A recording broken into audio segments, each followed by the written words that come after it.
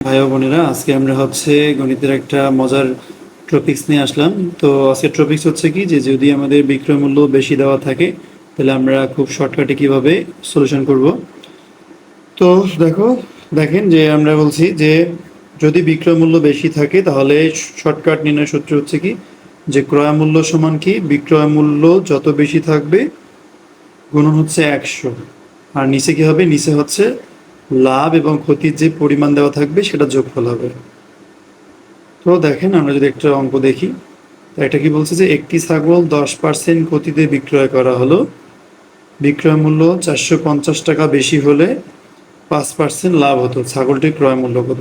তাহলে আমরা কি বলছি, যে যদি বিক্রয় মূল্য বেশি কথা দেওয়া থাকে, বিক্রয় মূল্য বেশি কথা দেওয়া থাকে, তাহলে শর্টকাটটা কি, যে ক্রয় মূল্য ইকুয়াল টু বিক্রয় মূল্য যত বেশি গুণন 100, তার সাথে ভাগ হবে লাভের পার্সেন্ট এবং ক্ষতির পার্সেন্ট।